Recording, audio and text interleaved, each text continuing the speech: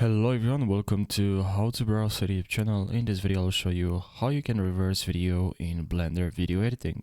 So let's jump right into the video without wasting any second. So now what you have to do is just to press N on your keyboard, and now we have this panel. After you import the video, just click on the video and then go to video, expand video, and here enable reverse frames. And now the video starts from here, whereas when this is unchecked, the video starts from here. So it starts from here and goes down. When I click on reverse, it starts from here and it goes up.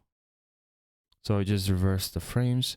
So that's pretty much it. Thank you guys for watching, and don't forget to subscribe for more tutorials. Thank you for watching this video, and I'll see you in the next tutorial. Take care.